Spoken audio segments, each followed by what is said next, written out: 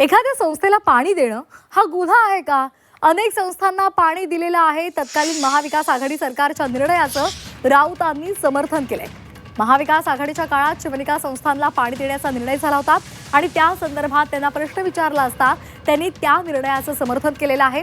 अनेक संस्थांना पाणी दिलं गेलं असंही त्यांनी म्हटलेलं आहे आणि त्यामुळे एखाद्या संस्थेला पाणी देणं हा गुन्हा आहे का असा प्रतिप्रश्न राऊतांनी विचारलाय. गवत कोणी लावलं, फुलझाडं कोणी लावली. मुळात असं आहे, तिथे अशा प्रकारे जाऊन गेल्या 2 वर्षामध्ये कोणते मंत्री, कोणते आमदार, कोणते खासदार त्या बुवावादीला प्रतिष्ठा देत होते. महाविकास आघाडीच्या काळामध्ये काय झालं काय नाही या संदर्भात उघड आहे. तुम्ही पाणी दिलं असं म्हणताय, ठीक आहे, तुम्ही बातमी दिली आहे, पाणी दिलं आहे. पाणी देणं हा गुन्हा आहे का? एखाद्या संस्थेला अनेक त्यावेळेला रजिस्टर असलेल्या अनेक संस्थांना आताही पाणी दिलं आहे, पूर्वी पाणी दिलं असेल. आत्ता सत्ताधारी जे मंत्री आहेत, ज्यांच्यामुळे हे सगळं ज्यांच्या काळात हे सगळं शोषणाचं कांड झालं महिलांच्या, ज्यांच्या काळात गुन्हा महत्त्वाचा कोणता आहे? महिलांचं शोषण. आणि या संदर्भात अधिक माहितीसाठी आपण जाणार आहोत आमचे प्रतिनिधी ओम देशमुख यांच्याकडे. ओम, आपण पाहतोय राऊतांनी जे विधान केलेलं आहे की एखाद्या संस्थांना पाणी देणं हा गुन्हा आहे का असा प्रतिप्रश्न त्यांनी पत्रकारांना विचारलेला आहे. कशा पद्धतीने पाहायचं, त्यांनी खराच संदर्भात बोलताना हे विधान केलंय. श्वेता, खरं तर झी24 तासच्या प्रश्नावरच त्यांनी हे उत्तर दिलं जेव्हा त्यांना विचारण्यात आलं. खरं तर संजय राऊतांचं असं म्हणणं होतं की सध्याच्या विद्यमान सरकारचं कुठेतरी समर्थन किंवा सध्याचं सरकार हे खराच्या पाठी आहे. त्यावर जेव्हा त्यांना प्रश्न विचारण्यात आला की 2020च्या सरकार काळामध्ये जेव्हा अशोक खरातच्या संस्थेला लाखो लिटर पाणी देण्यात आलं तेव्हा त्यांनी कुठेतरी अप्रत्यक्षपणे खरातच्या संस्थेला देण्यात आलेल्या पाण्याच्या निर्णयाचं अप्रत्यक्षपणे स्वागतच केलंय. त्या काळात पाणी कुणी दिलं, झाडं कुणी लावली, गवत कुणी लावलं याबद्दल चर्चा न करता झालेल्या गुन्ह्याबद्दल चर्चा करावी अशा प्रकारचं स्टेटमेंट खरं तर राऊतांकडनं देण्यात आलंय.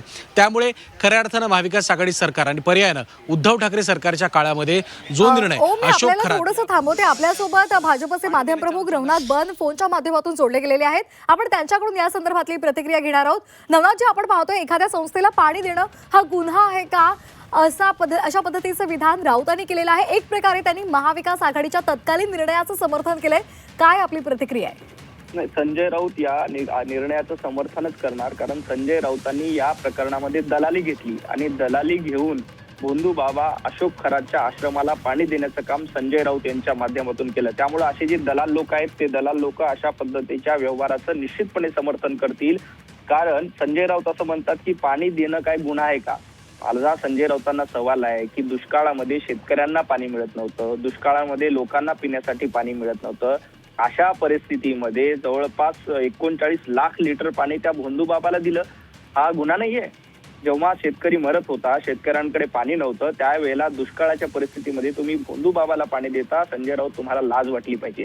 संजय राऊत हे नाशिकचे संपर्क प्रमुख होते आणि नाशिकचे संपर्क प्रमुख असताना माझा असा थेट संजय राऊतांवर आरोप आहे की त्यांनी या भोंदू बाबा अशोक खरातच्या आश्रमाला पाणी देण्यासाठी दलाली घेतली असेल आणि दलाली घेतली असल्यामुळेच अशा पद्धतीचा समर्थन संजय राऊत करतात. महाविकास आघाडीच्या काळामध्ये आपण बघितलं की मिलिंद नार्वेकर देखील अशोक खरातच्या संपर्कात होते, या भोंदू बाबाच्या संपर्कात होते. मग मिलिंद नार्वेकरांचा राजीनामा घेण्याची हिंमत किंवा मिलिंद नार्वेकरांबद्दल प्रश्न उपस्थित करण्याची हिंमत संजय राऊत दाखवणार आहेत का? ज्या अशोक खरातला नाशिकमधून पाणी देण्यात आलं, दारणा धरणातून पाणी देण्यात आलं, त्यासाठी संजय राऊत यांचा दबाव होता. सरकारला तत्कालीन मुख्यमंत्री उद्धवजी ठाकरे यांना संजय राऊत यांच्याकरवी सांगण्यात आलं की अशोक बाबाला पाणी द्या. मग संजय राऊत यांनी या प्रकरणामध्ये किती दलाली घेतली याचं उत्तर आधी संजय राऊतांनी दिलं पाहिजे.